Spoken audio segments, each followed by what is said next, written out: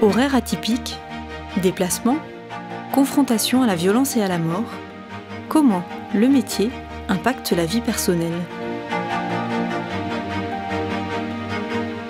Des policiers de différents corps de métier nous livrent leurs témoignages d'un équilibre complexe à trouver.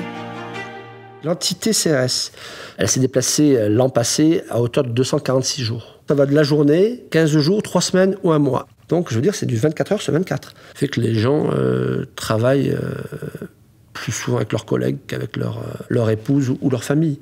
Ma femme me dit souvent, c'est ta deuxième famille. Et même ma femme le reproche que c'est plutôt ma famille et que la deuxième, la vraie, est parfois un peu délaissée. Lorsqu'on est invité un samedi soir ou un dimanche ou Noël, on travaille.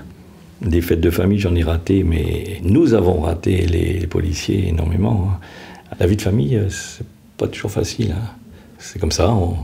Et il faut que la police soit présente 24 heures sur 24, il faut du monde et c'est le quotidien. On est toujours policier, mais bon, on va pas ramener notre quotidien à la maison. Puis en plus, on n'a pas les bons mots, on n'est pas psychologue, quoi.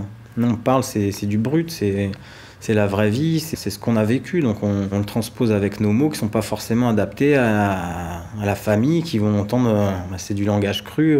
On n'a pas la même notion, la même perception qu'une personne qui n'est pas dans le métier. En fait, on a une sorte de noirceur qui vous entoure en permanence et on fait tout pour qu'elle ne rentre pas dans les veines, qu'elle ne fasse pas battre votre cœur. Mais ça vous ronge.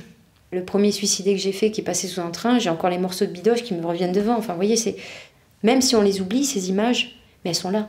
Ce sont des cicatrices invisibles, mais elles sont là. On se transpose en fait quelque part dans un pire. Qu'est-ce qui pourrait se passer ? Moi, ça me rend terriblement vivante.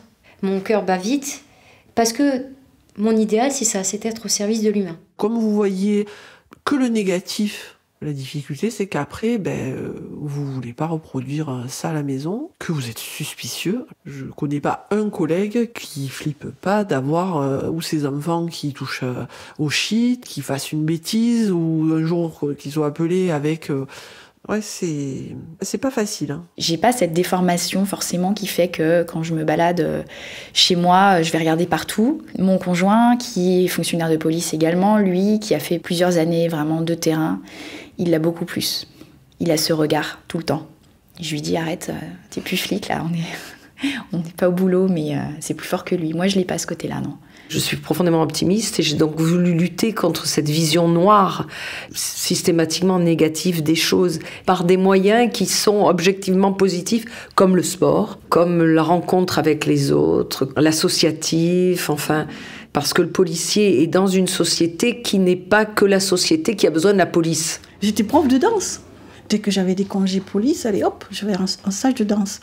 Et ça m'a beaucoup fait du bien. Moi, je crois que ça m'a guéri de tout ce que je pouvais avoir comme mots dans mon métier de policier. Et ça m'a permis de tenir, d'être un policier. Jamais démoralisé, toujours avec le sourire. Le métier de policier n'est pas tellement gai. On ne vous appelle jamais pour le bonheur. Quand on a des problèmes dans le privé, il faut les laisser à la porte du commissariat parce qu'il y a d'autres problèmes au niveau du commissariat. Donc si quelqu'un vient en nous exposant toute la misère du monde et que nous, on n'est pas bien, voilà, c'est un coup à virer. Aujourd'hui, on est confronté au terrorisme. On a la possibilité d'avoir nos armes avec nous. Moi, je me déplace jamais sans mon arme. Je fais un marché de Noël, j'ai mon arme avec moi. Quand je vois ce qui s'est passé, je me dis, je préférerais être acteur que spectateur et me dire, mince, si tu avais eu ton calibre, tu aurais pu faire quelque chose. Donc, il faut se rendre compte qu'on n'est pas policier que les 8 heures de boulot. Donc c'est compliqué aussi qui part en vacances avec son arme. On a le sentiment d'être de toute façon toujours policier parce qu'on a aussi la conviction que si quelque chose doit se passer, nous ne sommes pas des citoyens ordinaires et qu'il faudra réagir comme un policier.